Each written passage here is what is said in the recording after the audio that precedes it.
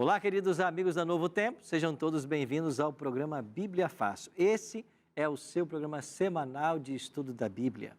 E a cada semana estamos aqui no pátio de um santuário cenográfico, construído aqui nos estúdios da Novo Tempo, para aprendermos um pouquinho mais dessa doutrina, desse tema tão especial e tão relevante na Bíblia Sagrada. Por isso você é o nosso convidado a se juntar a esse grupo de 10 amigos que vieram de vários estados do Brasil para essa nova temporada. Aproveitando, quero mandar um abraço especial para a Igreja Adventista lá do bairro Piauí, lá em Parnaíba do Piauí. Eu estive lá há algum tempo atrás, fui muito bem recebido, um programa na praça pública lá, uma cidade muito carinhosa, muito querida. Um abraço para o pastor Glaubeci, que nos recebeu também aí na programação, e também para o Eliésio, que tem ajudado um casal que está aqui conosco, né, participando também das gravações, do Fernando e da Rogéria, que estão aqui representando aí o Piauí, e todos os outros amigos que vieram de outros estados. Você gosta do tema santuário? Quer aprender mais sobre isso? Tem um presente para você aqui, ó. Esse DVD, Santuário, O Caminho de Deus. Nós fomos até Jerusalém, nós fomos até Siló, nós fomos ao Parque Nacional em Timna, vários locais em Israel, para gravar esse DVD. Ele tem os mesmos temas que estamos estudando aqui. Quer esse presente para você? Entre em contato com a gente. Nosso telefone 0 operadora 12 21 27 31 21. Favor ligar em horário comercial, tá bem? Agora, se você quiser agora pedir, mandando um WhatsApp, o nosso número é 1298100 1425. Diga assim, quero o DVD Santuário, e nós vamos mandar para a sua casa. Ou, se você preferir, acesse agora a nossa página na internet, novotempo.com/Bíblia Fácil. Lá você vai encontrar um local para você pedir esse DVD. Lá você tem também acesso a todos os programas do Bíblia Fácil, todos os programas anteriores e as temporadas anteriores, e lá também você pode se inscrever. Quem sabe você não quer vir participar com a gente das gravações? A cada trimestre, nós vamos gravar o programa Bíblia Fácil sobre o santuário e você pode ser o nosso convidado. Agora, para você que está aí conectado com a gente, aproveita e curte nossas redes sociais. Nós temos aí facebook.com/BíbliaFácilNT e temos o nosso canal no YouTube, youtube.com/BíbliaFácil. Nós estamos aí com 500 mil de seguidores no Facebook. Obrigado você que tem nos assistido através do Facebook. E vamos crescer nossa rede cada vez mais. Você que está no YouTube, são mais de 200 mil seguidores até aqui. Queremos crescer também em nossas redes. Então você está convidado a se inscrever e participar desse projeto de estudo da Bíblia. Agora é hora de nós pegarmos então a nossa Bíblia e juntos compreendermos um pouquinho mais a respeito do tema santuário. Hoje nós vamos estudar verdades do santuário. O que significa isso? Existem várias verdades da Bíblia que estão intimamente conectadas ao santuário. E nós vamos analisar hoje 5 delas. Mas antes de abrirmos o livro sagrado, eu queria convidar você para que nós orássemos. Pegue sua Bíblia, como nós estamos aqui agora, cada um com a sua Bíblia na mão. Vamos orar e pedir a bênção de Deus para o estudo que agora se inicia. Pai Celeste, louvamos e exaltamos o Teu nome por todas as bênçãos que nós temos recebido. Suplicamos agora que o Teu bom e Santo Espírito nos assista mais uma vez enquanto estudamos a Tua Palavra. E que as verdades que hoje vamos descobrir, conectadas com o santuário, possam ser abraçadas por todos nós e que pela Tua graça elas sejam postas em prática em nossa vida.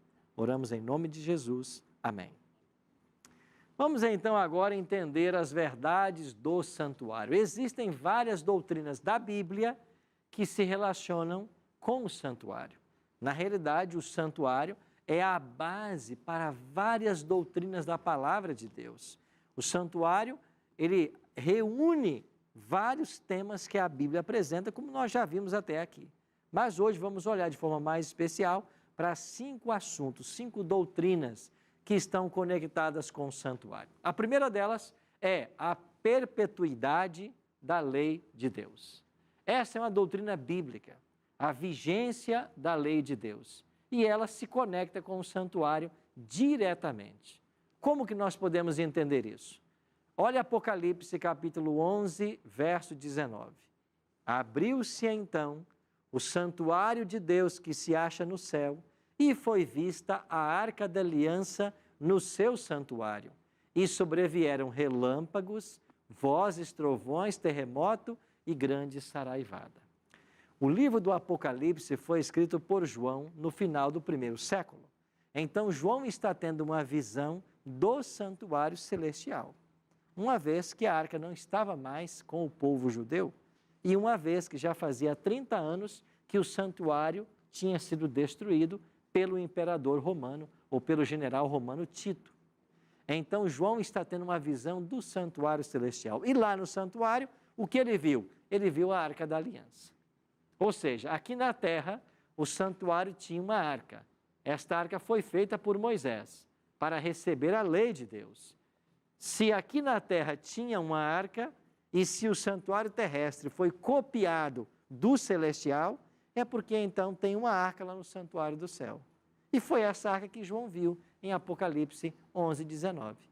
Ele viu um santuário no céu, ele viu a arca e dentro da arca o que é que estava? A lei de Deus. Olha o que diz Deuteronômio 10, versos 4 e 5. Então escreveu o Senhor nas tábuas, segundo a primeira escritura, os 10 mandamentos, que ele vos falara no dia da congregação no monte, no meio do fogo. E o Senhor mas deu a mim. Virei-me, desci do monte e pus as tábuas na arca que eu fizera, e ali estão, como o Senhor me ordenou. Quem está dizendo essas palavras? Moisés. Moisés está dizendo, Deus me deu as primeiras tábuas. Quando eu desci do monte, eu vi ali uma cena de idolatria. O povo de Israel adorando o bezerro de ouro. O que fez Moisés com as tábuas da lei? Lançou-as no chão e as tábuas se partiram.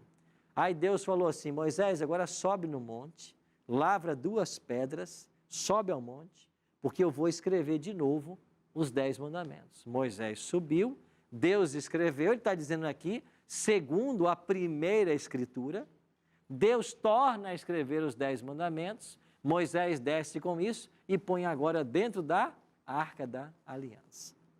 Então, a primeira doutrina conectada com o santuário é a lei de Deus.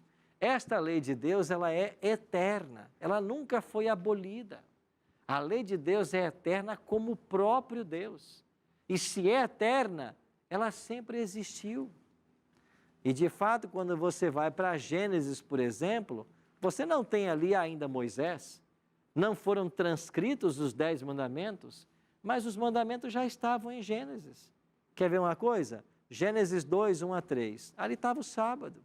Deus criou o mundo em 6 dias e descansou no 7º. Quando Abraão mente a respeito da sua esposa, dizendo que não era esposa, mas era irmã, ele ali deu um falso testemunho. Isso foi reprovado por Deus. Ali já estava o mandamento contra o falso testemunho. Quando Deus proíbe o rei de tomar a esposa de Abraão como esposa dele, ali estava o mandamento, não adulterarás. Quando Deus condena Caim por matar Abel, ali estava o mandamento, não matarás. Você entende? Os mandamentos sempre existiram. Eles já estavam no Gênesis, muito antes da lei ser escrita. Agora, por que é que foi Moisés quem recebe a lei escrita? Porque o povo estava há 400 anos no Egito como escravo. Deus não queria que eles esquecessem dos seus preceitos. Então Deus colocou isso de forma escrita, para que fosse um testemunho constante para o povo, as verdades que Deus queria ensiná-los. Eles passaram 400 anos como escravos, eles podiam perder a sua identidade. Então Deus transcreve a lei para ajudar o povo. Pastor Wilson? Pastor, teria diferença se ele escrevesse na tábua ou na pedra? Porque na pedra, quando ele faz na pedra, é para perpetuar, né? E na tábua... Na realidade, a Bíblia usa a expressão tábuas, mas eram tábuas de pedra. Tá. Sempre foi pedra. Então, o certo é tábuas de pedra. As primeiras Deus escreveu com o seu dedo, a segunda Moisés lavra, por isso pedra. Ele lavrou 2 tábuas de pedra, e Deus escreveu com o seu próprio dedo, como diz Deuteronômio 31, 18. E dentro desta lei, nós temos o quarto mandamento, que é hoje o mandamento mais polêmico. Lembra-te do dia de sábado para o santificar. Esse é um mandamento que tem sido pisado até no mundo evangélico. As pessoas estão combatendo esse mandamento. Mas lembra você de Tiago 2,10, que a gente leu aqui semana passada? Qualquer que guarda toda a lei, mas tropeça em um ponto, se torna culpado de todos. Então, a comparação que eu gosto de fazer é que a lei de Deus é como uma corrente de 10 elos. Você, para partir de uma corrente de 10 elos, você não tem que quebrar 2 elos, basta um. Assim é a lei de Deus. Quebrou um mandamento, você quebrou toda a lei. Agora, a grande questão é que as pessoas pregam contra a lei de Deus, contra o sábado. Adoram, querem fazer de um outro dia santo, que não é. Querem fazer do domingo um dia santo, da sexta-feira um dia santo, de qualquer outro dia como dia santo, e não é. A Bíblia só diz que há um dia santo, que é o sábado. Todo dia é bom, mas santo e separado é só o sábado. Não foi a igreja adventista quem inventou isso. A igreja adventista tem 170 anos. É o próprio Deus. E quando disserem para você, o sábado foi criado para judeu, acorda, amigo. O sábado foi dado para Adão e Eva. Não havia um judeu sobre a face da terra. Não havia um Abraão, um Isaac, um Jacó, 12 tribos. Não havia Adão e Eva. E Deus cria o sábado e dá para eles. Então, sábado foi feito para a humanidade. E quando você entende que o sétimo dia é um dia especial e você abre mão do seu trabalho para estar na igreja, com a família e em meia natureza, você entende o que é santificar um dia em homenagem ao Criador. Aí você vai entender. É completamente diferente. Então, eu e você precisamos compreender isso. Um dos pioneiros do Adventismo, chamado Uriah Smith, escreveu algo interessante sobre o sábado. Ele escreveu assim: para mudar a lei de Deus, o homem deveria ascender ao céu, destronar Jeová, passar pela guarda dos anjos em direção ao templo sagrado, arrancar o propiciatório da arca, que é a tampa, e com o seu pretenso dedo onipotente, mudar a escrita das tábuas indestrutíveis. Você acha isso possível? É possível o homem ir lá para o terceiro céu, tirar Deus do trono, passar pelos anjos, arrancar a tábua, o propiciatório, que é a tampa da arca, e com o seu dedinho ir lá mudar a escrita de pedra? Então, tão impossível quanto é o homem fazer isso, é a lei de Deus ser mudada. Se a lei de Deus pudesse ser mudada, pudesse ser abrogada, Jesus não precisaria ter vindo morrer. Jesus teve que morrer porque o pecado tem que ser pago e o salário do pecado é a morte. A lei foi quebrada, alguém tem que morrer. Foi por isso que Jesus morreu. Então, a primeira doutrina que nós temos que entender é esta. Segunda, doutrina conectada com o santuário, o ministério celestial de Cristo. Esse assunto é importante por quê? Porque às vezes nós estamos na igreja anos e anos e nunca ouvimos falar de que Cristo tem um ministério no céu. E é bem verdade que os evangélicos caminham bem até o Calvário. Falam do que aconteceu no Calvário.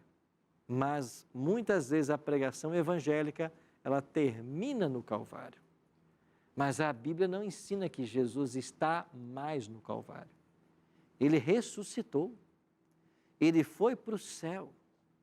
E se o evento da cruz é fundamental para a salvação humana, tão fundamental quanto a cruz, é o que Jesus está fazendo nesse exato momento.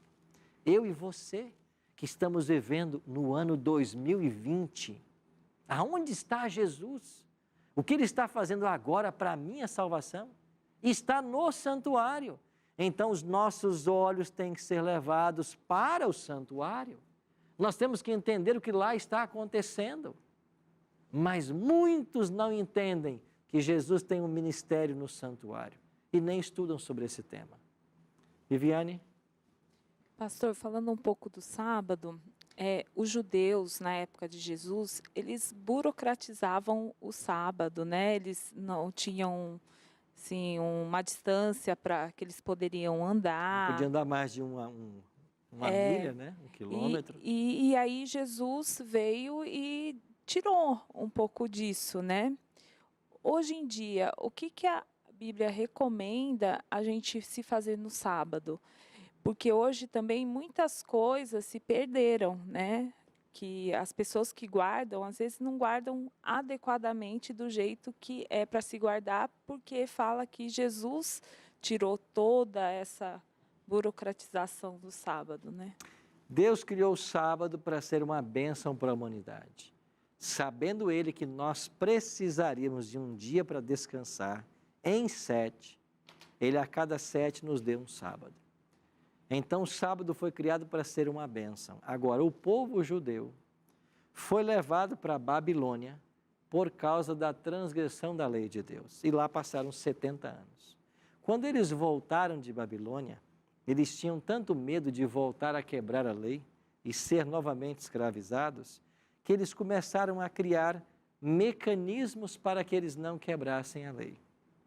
Então, se o mandamento diz, não farás nenhum trabalho no sábado, nós, para não chegarmos a esse ponto, nós vamos nos resguardar e não vamos poder caminhar mais do que uma jornada, não vamos poder carregar peso, não vamos poder cuspir na terra, porque isso é aguar a terra, não vamos...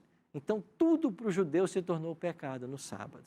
Tanto é que quando Jesus cura no sábado, eles dizem, você pecou, você curou no sábado. Agora, que pecado há em curar alguém no sábado, como Jesus o fez? O que foi curado, pegou uma esteira, jogou nas costas e foi embora. Você está em pecado porque não pode carregar peso no dia de sábado. Os discípulos caminhando com Jesus, passaram perto de uma plantação com fome, pegaram ali espigas de milho, começaram a debulhar e a comer. Vocês estão fazendo colheita, isso é pecado no sábado. Mas então tudo o que eles faziam é pecado. O que Jesus veio fazer? Mostrar que isso não era pecado. Não havia problema em você fazer o bem no sábado, em você estar passeando e encontrar uma fruta e colher uma fruta para comer. Não havia problema nisso. E Jesus falou assim, escuta, inclusive tem um detalhe. Se o teu boi cair no buraco de dia de sábado, você não vai tirar, não? E o judeu ficou quieto. Por quê? Porque o judeu tirava. E por que tirava? Medo do prejuízo financeiro. Quer dizer, então, o teu boi cai no buraco, você é salvo. Agora, a vida do homem não pode ser salva. Então, se você olhar no Novo Testamento, você vai encontrar nos evangelhos 8 vezes Jesus brigando com os judeus, discutindo com os judeus por causa do sábado. 8 vezes. E você vai perceber que em todas as 8 discussões, Jesus está sendo condenado por quebrar o sábado. Ué, mas Jesus algum dia quebrou algum mandamento? Se ele tivesse quebrado, ele precisava de um salvador também. Ele nunca quebrou. Mas ele discutiu com os judeus para quê? Para mostrar para eles o verdadeiro sentido do sábado. Então, o que é o sábado? É um dia para você não trabalhar naquilo que você trabalha a semana inteira. É um dia para você não comprar e nem vender, não pensar nos seus interesses. E é um dia para quê? Para você estar com a sua família, tempo para a família, tempo para o descanso físico e tempo para Deus. Então você vai ter uma parte do dia que você pode passar na igreja, passar com a sua família, e Jesus falou assim, o sábado é um dia lícito de se fazer o bem.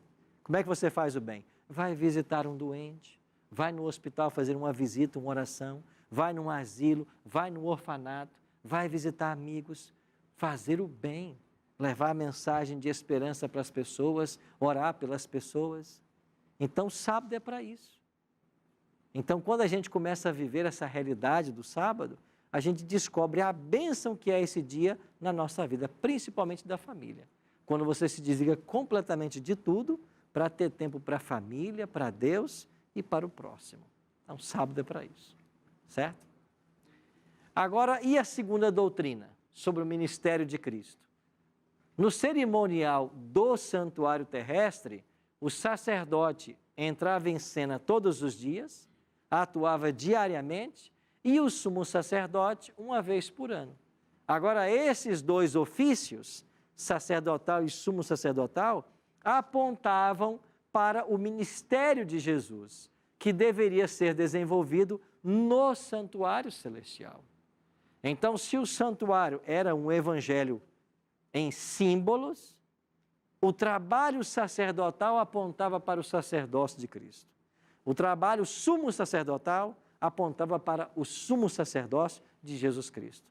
E a Bíblia é clara em dizer que quando ele veio, ele desempenhou essas funções. Hebreus 9, 24. Porque Cristo não entrou em santuário feito por mãos, figura do verdadeiro, porém no mesmo céu, para comparecer agora por nós diante de Deus. Qual é a verdade que esse texto está me revelando? Jesus entrou num santuário no céu. Quando? Após a sua morte, ressurreição e ascensão. Ele foi para o santuário. Isso é uma doutrina bíblica. Está clara na Bíblia, em dezenas de textos. É por isso que nós temos que ensinar isso. É por isso que a gente tem que aprender isso. Os nossos olhos têm que se voltarem para o santuário celestial. É lá que Jesus está, nesse exato momento, trabalhando a nossa salvação. Você não pode ignorar esse assunto. Você não pode achar que ele é de pouca importância. A Bíblia tem dezenas e dezenas de textos falando sobre o assunto. Então, Cristo entrou num santuário no céu. Quando? Após a sua ascensão. O que ele foi fazer lá? Aquilo que acontecia aqui na terra, que era um símbolo. E nós vamos ler agora. Antes, Ailton. Pastor, quando a Bíblia diz a respeito do véu do templo que se partiu do alto a baixo, eu posso acreditar assim que o que separava o homem de chegar até a Deus seria esse véu? Pelo menos o sacerdote, né? Eram vários sacerdotes que entravam no santo. O pecador não entrava ali. Mas os sacerdotes entravam. Mas eles não podiam ir além do véu. Mas agora que não existe mais o véu, o homem tem acesso direto a Deus por intermédio do sumo sacerdote, Jesus Cristo. Que é Jesus Cristo. E ao rasgar do véu, lá em Mateus 27, no momento da morte de Cristo, ele é simbólico. Esse santuário apontava para o Messias. O Messias veio, acabou de morrer na cruz. Esse santuário não tem mais validade. O véu rasgou-se. Não tem mais santo e santíssimo. Está tudo misturado agora. Seria o sentido que Jesus disse que ninguém vem ao Pai senão por mim? Claro, eu agora sou o caminho ao Pai. Ele é o mediador. E aí você vai para o livro de Hebreus, esse mesmo livro, ele vai dizer que Cristo é sumo sacerdote segundo a ordem de Melquisedeque. Melquisedeque era rei sacerdote em Salém, lá em Gênesis. Nem havia santuário ainda. É dele que Jesus descende o seu sacerdócio. Um sacerdócio muito mais excelente. Aí Hebreus vai dizer assim: se o sangue de bodes, touros e bezerros purificava as pessoas com relação ao pecado, muito mais o sangue de Cristo, que pelo Espírito Eterno a si mesmo se ofereceu. Então, o sangue derramado de Cristo foi uma única vez como oferta para que ele tivesse o direito de ser o nosso mediador entre Deus e o homem. Que há quem digam que agora que não existe esse véu, o homem tem direto a Deus. Seria uma forma de expressar errada. É errada, porque ninguém vai ao Pai, disse Cristo, senão por mim. Senão por intermédio de Jesus Cristo. Então o pecador não vai direto a Deus, ele tem um advogado, ele tem um mediador, que é Cristo. Doutor José. Pastor, uma pergunta simples. Jesus passou pelo batismo, entrou no templo, mas no santuário, aqui na terra, ele não entrou? Era o templo. Mas ele entrou lá dentro? Tá? Não, ele não entrava, porque ele não era sacerdote. Lá entrava só os sacerdotes. Jesus foi aonde estavam os cambistas, lembram? Aonde era permitido que todo judeu chegasse. Até ali ele foi. Ele não era sacerdote, ele nunca entrou no santo. Então lá entrava só o sacerdote, na linhagem levítica. Ele esteve onde podia estar os judeus. E onde estavam os cambistas, no pátio do templo, ele expulsou todos dali. Pelo menos em 2 ocasiões ele fez a purificação do santuário. Então ele foi lá visitar, ele conhecia o templo, né? Era chamado Templo de Herodes, que era o templo de Salomão reconstruído e reformado. certo? Então, Cristo entrou num santuário celestial. Para quê? Hebreus 4,16 diz, agora que ele entrou lá, acheguemo-nos, portanto, confiadamente, junto ao trono da graça, a fim de recebermos misericórdia e acharmos graça para o socorro em ocasião oportuna. Agora, Cristo nos convida a ir até o trono da graça, simbolizado pela Arca da Aliança. Então, Cristo, ele assume um ministério bifásico. Ele vai para o céu no ano 31 e se torna sacerdote. E até 1844 ele foi sacerdote. Quer dizer, por 1813 anos, Jesus atuou como sacerdote no santuário celestial. E agora, do dia 22 de outubro de 1844 para cá, ele é sumo sacerdote. Há mais de 175 anos, ele atua como sumo sacerdote. E quando terminar esse ministério de juízo, que é o que está acontecendo, como vimos semana passada, ele vai voltar à terra para buscar os salvos. Então a Bíblia é clara em descrever o ministério bifásico de Cristo. Nós lemos aqui Apocalipse 1, 11, 12, 13, onde Jesus foi visto no santo, entre os candeeiros de ouro, estão lembrados disso? Nós também vimos Jesus quando ele está no santuário junto ao Pai. Aqui diz, junto ao trono da graça. E esse trono da graça é simbolizado no santuário pela Arca da Aliança, onde está o próprio Deus. Então, o ministério bifásico de Cristo é uma doutrina diretamente ligada com o santuário. Nós temos mais 3 doutrinas para analisarmos. Vamos para um rápido intervalo e a gente volta em seguida para compreender mais doutrinas conectadas com o santuário. Não saiam daí. Acompanhe no próximo bloco. Ele deixou o santuário, tirou as vestes sumos sacerdotais, colocou as vestes reais e ele volta à terra para buscar os salvos. Então a doutrina da volta de Cristo, ela está intimamente relacionada com o santuário. E você vai ver ainda, para que o juízo dos mortos aconteça, a morte tem que ser um estado inconsciente. É por isso que a Bíblia ensina que a pessoa, quando morre, ela dormiu. Ela não tem mais parte alguma no que se faz debaixo do sol.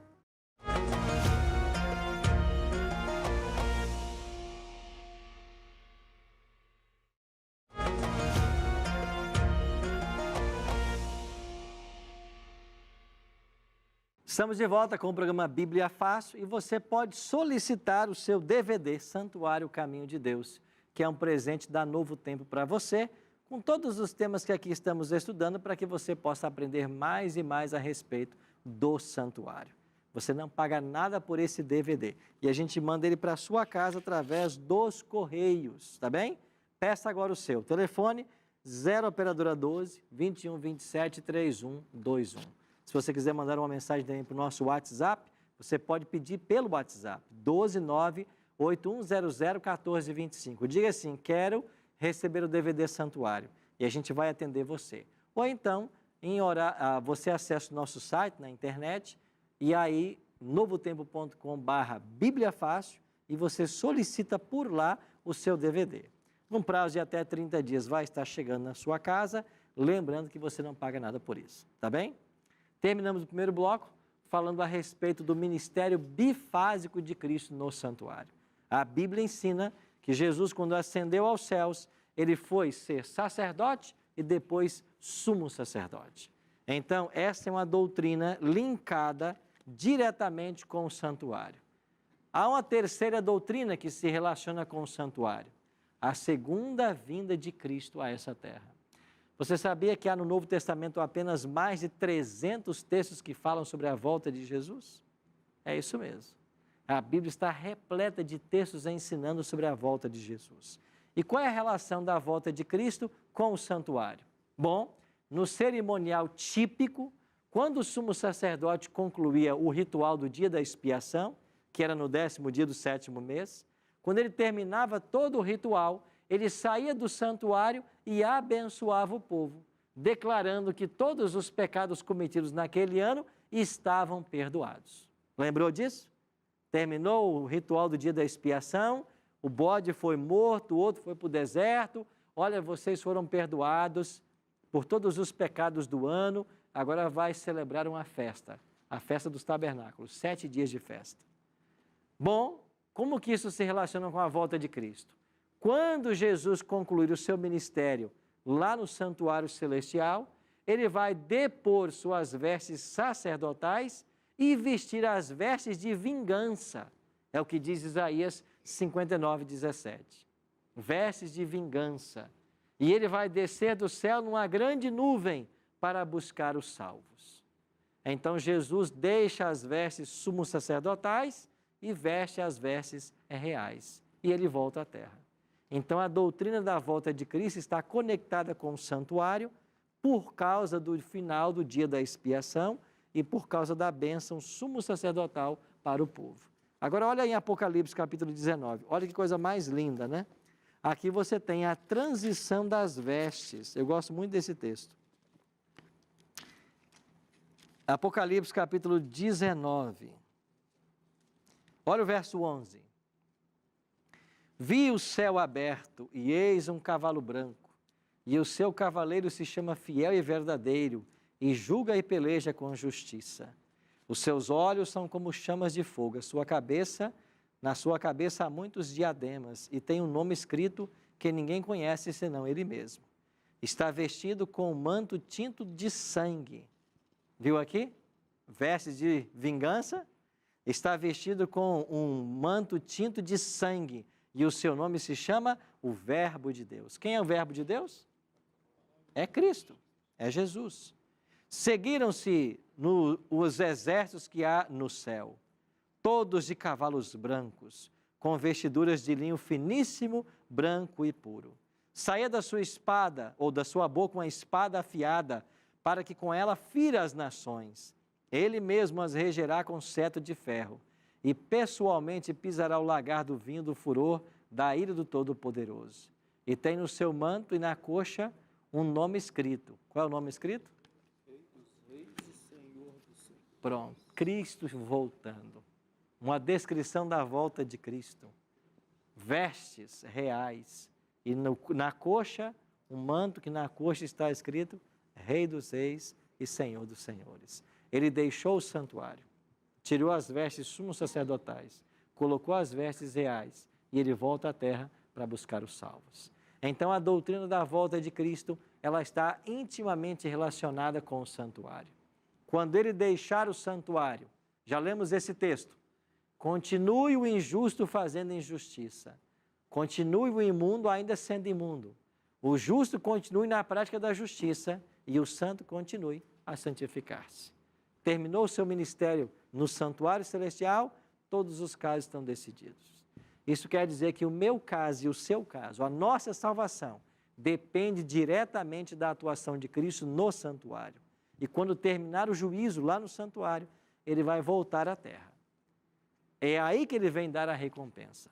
A recompensa só será dada na volta de Jesus. Por isso ele disse, eis que venho sem demora.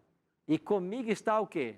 A recompensa, o galardão, para dar a cada um, ou retribuir a cada um, segundo as suas obras. Então, a volta de Cristo está relacionada com o santuário, porque ele só vai voltar quando ele concluir o seu ministério no santuário celestial. Quarta doutrina conectada com o santuário, a doutrina bíblica da imortalidade condicional da alma. O que nós queremos ensinar com isso? O estado inconsciente dos santos mortos é essencial para o juízo investigativo que ocorre no santuário celestial antes do advento de Cristo. Vou explicar melhor. Como que a doutrina da imortalidade condicional da alma se relaciona com o santuário? Para que os mortos sejam julgados, eles devem estar inconscientes. Porque o vivo está sendo julgado, mas o caso de alguém que está vivo não pode ser definido a menos que ele peque contra o Espírito Santo. Mas se alguém está vivo e não peca contra o Espírito Santo, o caso dele continua em aberto. Para que o juízo dos mortos aconteça, a morte tem que ser um estado inconsciente. É por isso que a Bíblia ensina que a pessoa, quando morre, ela dormiu. Ela não tem mais parte alguma no que se faz debaixo do sol. Então, a Bíblia ensina que a alma é mortal, mas ela pode ser imortal, dependendo de uma condição, que é a salvação. Por isso, a imortalidade condicional. O dom da imortalidade só será concedido aos santos por ocasião da segunda vinda de Cristo, o que ocorrerá pouco depois da conclusão do seu ministério no santuário celestial. Então, qual é a outra doutrina que nós aprendemos a partir do santuário? Que as pessoas que morrem estão no estado de inconsciência e que a alma é mortal, mas condicionalmente ela pode ser imortal. Ezequiel 18, 20 diz: a alma que pecar, essa morrerá. O que quer dizer isso aqui? A pessoa que pecar. O grande problema, no Brasil principalmente, é que quando nós falamos em alma, ninguém relaciona isso com pessoa. Mas na linguagem bíblica, é exatamente isso que quer dizer. Quando você lê na Bíblia a palavra alma, você pode substituir por pessoa, porque esse é o conceito. Alma, para o hebreu, é a pessoa no seu ser total, na sua forma holística. Por isso diz Ezequiel: a pessoa que pecar, essa morrerá.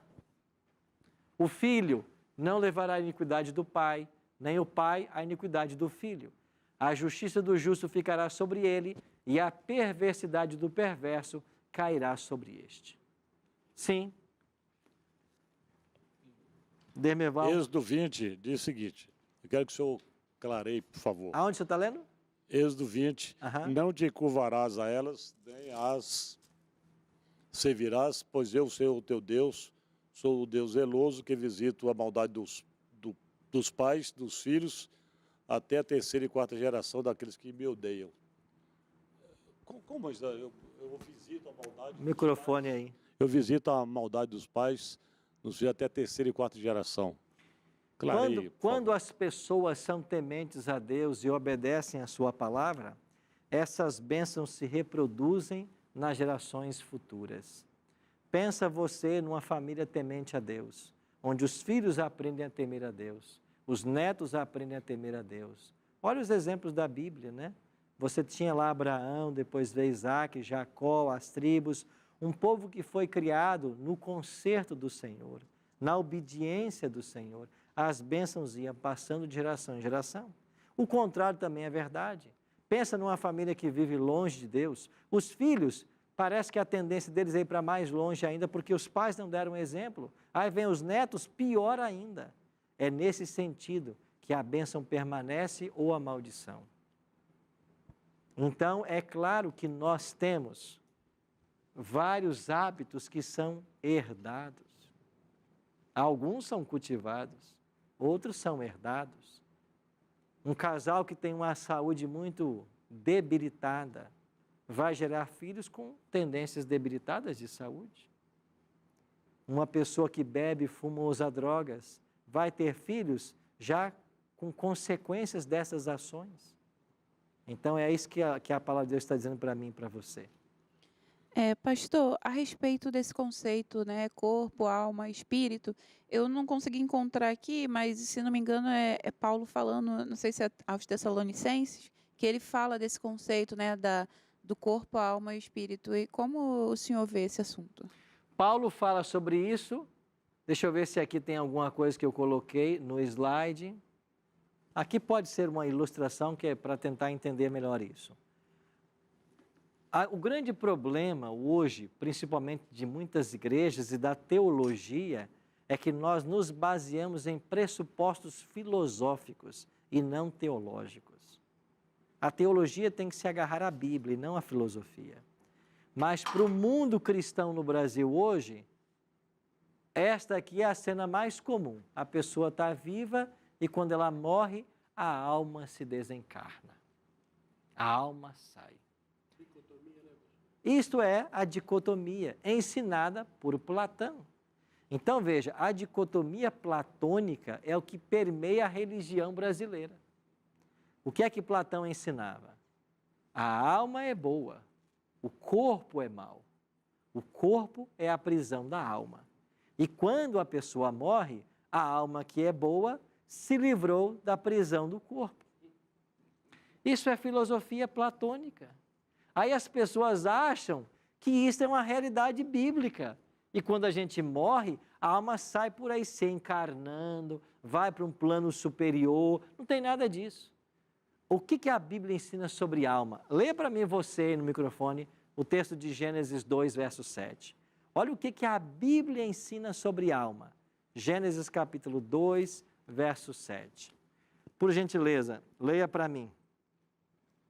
Vanessa. Então formou o Senhor Deus o homem do pó da terra e lhe soprou nas narinas o fôlego de vida, e o homem passou a ser alma vivente. Depois que Deus molda o boneco de barro e sopra em suas narinas o fôlego de vida, a centelha de vida, ele passou a ser o quê? Alma vivente. Então, coloquemos uma coisa em nossa cabeça. O homem não tem uma alma, o homem é uma alma. Nós não temos alma como ensina o dualismo platônico. Nós somos uma alma. E o que acontece com essa alma que nós somos na morte? O inverso da vida. Separa-se a consciência, que é o fôlego de vida, do pó da terra, que é o corpo, e a alma deixa de existir. Então, só existe pessoa, alma, enquanto há vida consciente.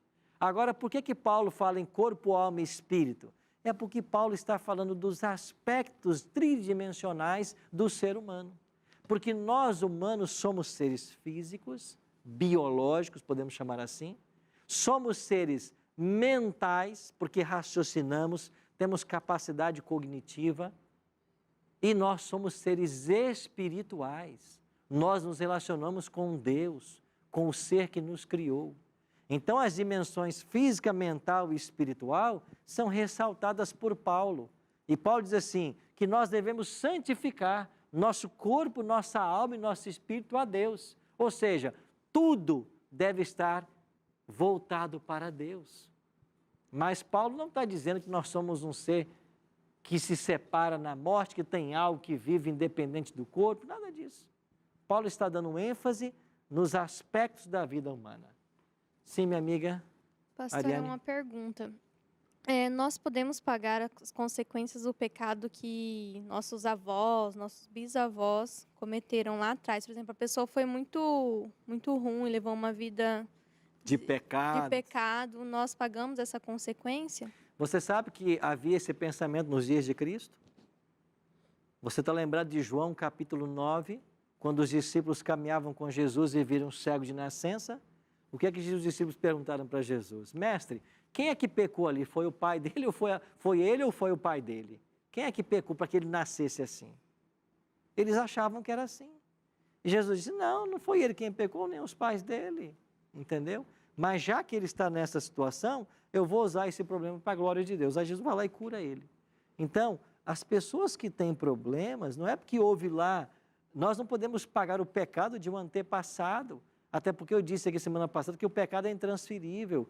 Nós lemos hoje aqui Ezequiel 18:4, a alma que peca é essa que morre, certo? Agora, eu tenho que concordar que você pode sofrer consequências de uma vida desregrada de um antepassado. Eu acabei de mencionar aqui, uma mãe na gravidez fuma, bebe, usa droga, aí o filho nasce com debilidade, com pouca fraqueza. Por quê? Porque a mãe trouxe isso para ele. Agora, Deus, que é amor e é justiça, Ele vai compensar isso de alguma forma. Como Ele vai fazer? Eu não sei. Você quer ver uma coisa? Pegue um jovem hoje de 15 anos, que nasceu aqui no centro de São Paulo, num bairro nobre de São Paulo, numa família cristã temente a Deus. Pega esse garoto, 15 anos. Que chance esse garoto tem de ir para o céu? Agora, pegue um garoto de 15 anos, que nasceu no meio de uma favela, filhos de pais traficantes, que nunca o levaram a uma igreja, não tem uma Bíblia dentro de casa. Quais as chances de salvação desse garoto?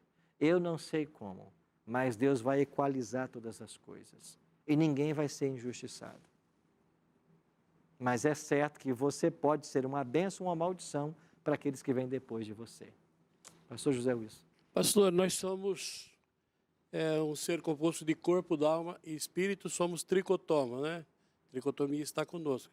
O Espírito Santo, quando entra em contato conosco, é só no espírito, né?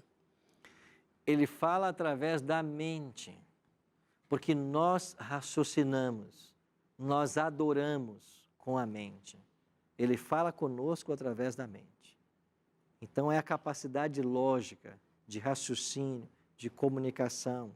É aí que o Espírito Santo quer atuar. Agora é claro que ele atua em todas as áreas. E ele quer transformar tudo, né? Se o ser humano acha... Nós vamos aprender aqui na última lição dessa temporada que o nosso corpo é um templo para o Espírito Santo. E tão importante quanto ter uma mente sadia, saudável, é ter um corpo saudável. Então o ser humano não pode ignorar isso. Nós somos um ser holístico.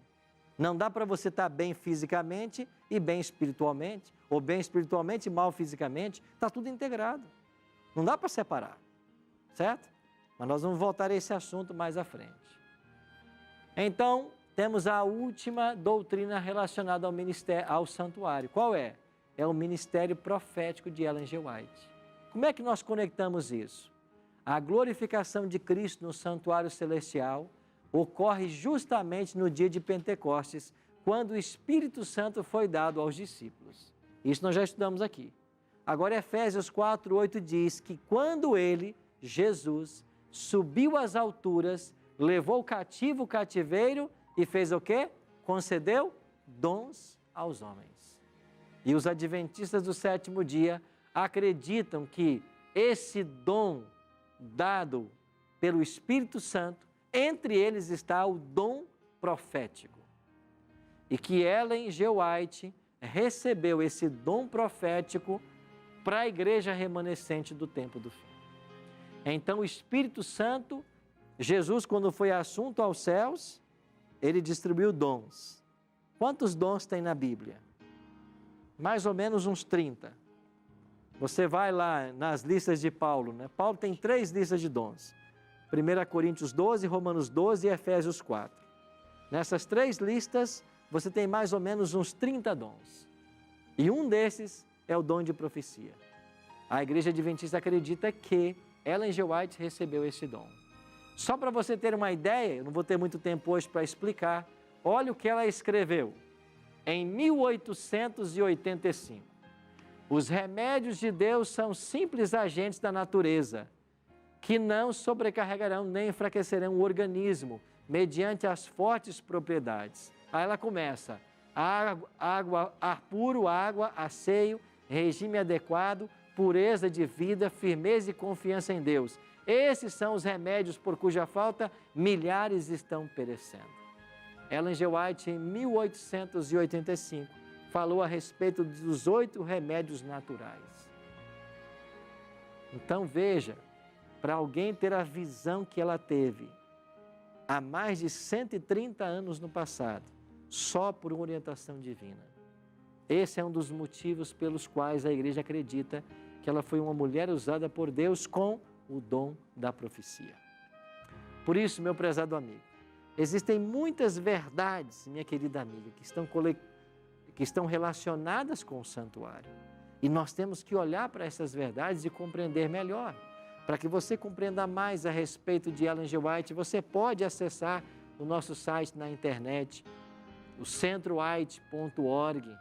Busque na internet os sites que a Igreja Adventista alimenta sobre Ellen G. White. Você vai encontrar também seus escritos. Faça um teste e você vai ver se o que ela escreveu não provém de uma orientação divina. Hoje, pensa nisso. Tenho eu vivido essas verdades que estão conectadas com o santuário? Se for o seu desejo, tome a decisão hoje de viver essas doutrinas. Pensa nisso enquanto a gente ouve essa música.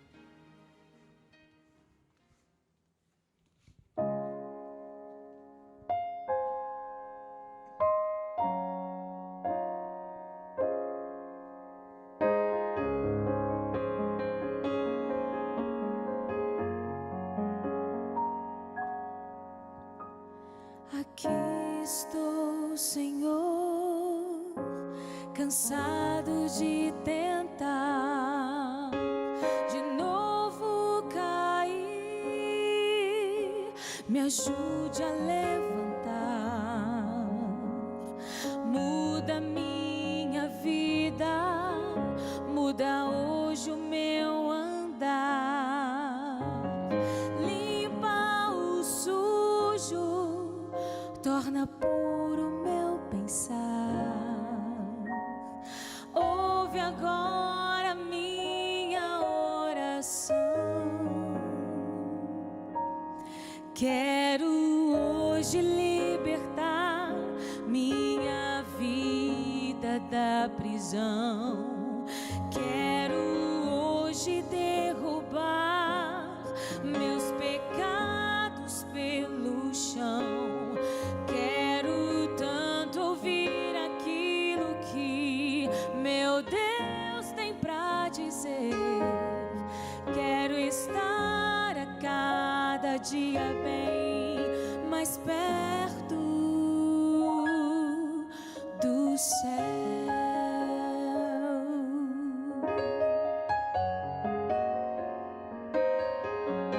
Sozinho a pensar, começo a questionar: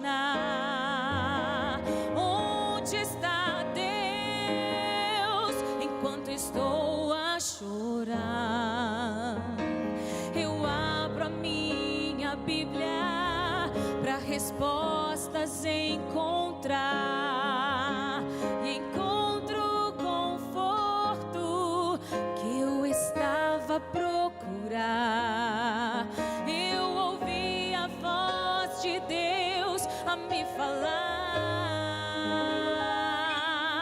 Quero hoje libertar tua vida da prisão. Quero hoje transformar o teu choro em canção.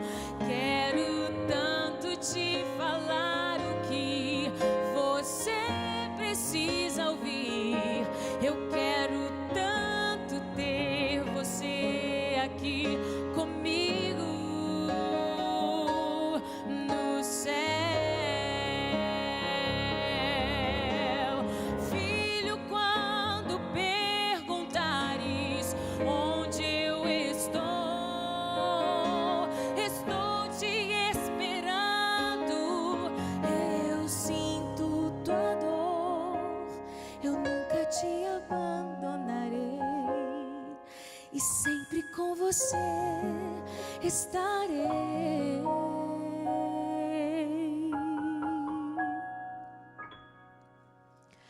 Quero hoje libertar tua vida da prisão. Quero hoje libertar tua vida da prisão. Eu quero hoje transformar o teu choro em canção. Quero tanto te falar o que você precisa ouvir. Eu quero tanto ter você aqui comigo no céu. Quero tanto ter você aqui comigo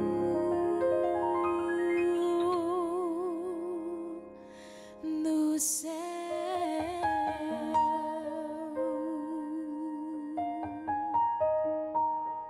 Amém.